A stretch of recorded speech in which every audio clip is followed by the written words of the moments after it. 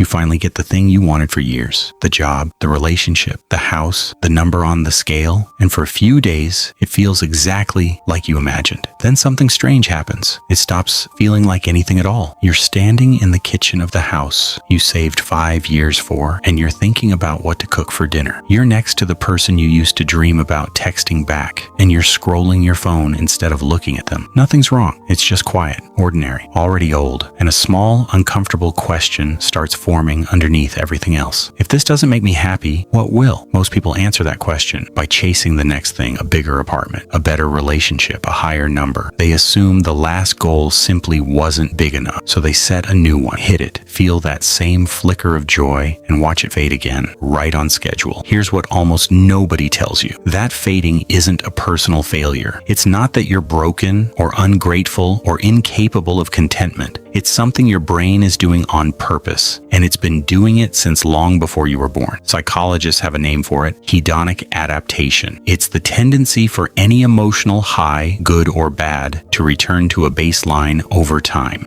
Win the lottery, and within a year, your day-to-day happiness looks almost identical to before. Lose a limb, and within a couple of years, most people report a level of life satisfaction far closer to their old baseline than you'd expect. The mind isn't cruel here, it's efficient, but here's what most people never notice. This isn't a flaw in the system. It might be the entire reason the system works. Think about it from a survival standpoint. If our ancestors had felt permanently satisfied after finding food or shelter or a mate, they would have stopped looking for more. Contentment that never fades is a dead end, evolutionarily speaking. So the brain evolved to do something almost cruel in its cleverness, reward you just enough to keep you moving, then quietly reset the meter. Not because joy is meant to be temporary as a punishment, but because permanent joy would have made you stop trying, and stopping was never survivable. Dopamine plays a huge role in this, and most people misunderstand what dopamine actually does. It's not really the pleasure chemical the way it gets described online. Neuroscientists have found that dopamine spikes more from the anticipation of a reward than from the reward itself. That's why the 3 weeks before your vacation can feel more exciting than the vacation. That's why the chase of a relationship can feel more alive than the comfort of having it. Your brain was never built to reward arrival. It was built to reward pursuit, which means the ache you feel after getting what you wanted isn't proof that you wanted the wrong thing. It's proof that you're human. If you've ever felt guilty for feeling empty after finally getting what you thought would fix everything, you're not the only one who sat with that confusion in silence. This is exactly the kind of thing worth understanding, instead of just feeling bad about. So if that's you, consider subscribing. These are the conversations most people never actually have out loud. There's a second piece to this, and it's just as important as the first. Comparison. Your brain doesn't measure happiness in absolutes. It measures it in contrast against your own past and against the people around you. This is why a raise that once would have felt life-changing barely registers once your friends are earning the same amount. It's why moving into a nicer apartment feels incredible for a month until it simply becomes your apartment, the new normal your mind measures everything else against. Researchers who study well-being call this the hedonic treadmill for a reason. You can walk as fast as you want. The scenery around you still doesn't change because the treadmill moves at the exact same pace as you do. And here's where it gets strange, almost unfair. This same mechanism protects you during hard times. That heartbreak that once felt unsurvivable, a relationship you were certain you'd never recover from. The same adaptation that steals the shine off your victories is quietly rebuilding you after your losses. The mind that won't let you stay high also won't let you stay broken forever. It pulls you back toward the middle in both directions.